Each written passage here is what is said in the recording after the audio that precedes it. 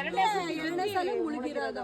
ಸುಮ್ಮನೆ ವಿಡಿಯೋ ಮಾಡಿ ನೋಡ್ರಿ ಇಲ್ಲಿ ಕೇರಳ ತರ ಐತೆ, ದುಬೈ ತರ ಐತೆ ಅಂತ ಹಾಕ್ಬಿಟ್ಟು ಹೋದ್ರೆ ನೋಡ್ರಿ ಕೇರಳ ಅಂತ ಈ ಜೋಡೆ ಬರ್ತೀರಾ. ಇಲ್ಲಿ ಆಗ್ಲೇ ಇಬ್ರು ಸತ್ತೋಗೋರೆ, ಶಿವಮೊಗ್ಗದವರು ಮತ್ತೆ ಮೈಸೂರವರು. ಯಾರು ಬರಕ್ ಹೋಗ್ಬೇಡಿ ಇನ್ಮೇಲೆ ಈ ಜೋಡಕ್ಕೆ. ಲೋಕಲ್ ಅವರು ಇಬ್ರು ಸರಿ, ಇಲ್ದಲೇ ಇಬ್ರು ಸರಿ, ಬರಕ್ ಹೋಗ್ಬೇಡಿ ಯಾರು. ಲೈಕ್ಸ್ ಕಮೆಂಟ್ಸ್ ಗೊತ್ತಾ, ವಿಡಿಯೋ ಮಾಡಿ ಸ್ಟೇಟಸ್ ಹಾಕ್ಬಿಟ್ಟು ಹೋಗ್ಬಿಡ್ತೀರಿ. ವಿಡಿಯೋ ನೋಡ್ಕೊಂಡು ಬಂದ್ಬಿಟ್ಟು ಇಲ್ಲಿ ಬಂದು ಆರಕ್ಕೆ ಬಂದ್ಬಿಡ್ತಾರೆ.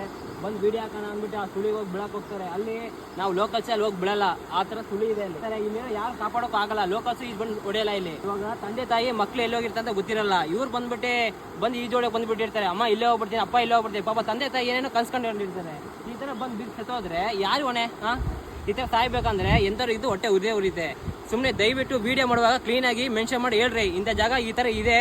ಸುಮ್ಮನೆ ವಿಡಿಯೋ ಮಾಡಿ ನೋಡ್ರಿ ಇಲ್ಲಿ ಕೇರಳ ತರ ಐತೆ, ದುಬೈ ತರ ಐತೆ ಅಂತ ಹಾಕ್ಬಿಟ್ಟು ಹೋದ್ರೆ ಬಂದು ಬಿಡ್ತಾರೆ. ವಿಡಿಯೋ ಮಾಡುವಾಗ ಕ್ಲೀನಾಗಿ ಮೆನ್ಷನ್ ಮಾಡಿ ಹೇಳ್ರಿ, ಇಲ್ಲ ಎಂಥ ಬೀಚ್ ಬಂದ್ರು ಹೊಡೆಯೋಕ್ಕಾಗಲ್ಲ ಇಲ್ಲಿ. ನಾವು ಏನಂತ ಹೇಳ್ತೀವಿ ಅಂತ ಡಿಸ್ಕಷನ್ ಮಾಡ್ತೀವಿ ಅಂದ್ರೆ, ಈ ಜಾಗ ಎಚ್ಚರಿಕೆ ಒಂದು ಬೋಲ್ಡ್ ಒಂದು ಹಾಕಿದ್ರೆ ಸಾಕು, ಕಣಕರಿಗೆ ಪೊಲೀಸರಿಗೆ ಅದನ್ನ ಕೇಳ್ಕೊಂತೀವಿ. ಇಷ್ಟೊತ್ತಿಗೆ ಇದು ಕೇರಳ ಅಲ್ಲ, ಶಿವಮೊಗ್ಗ.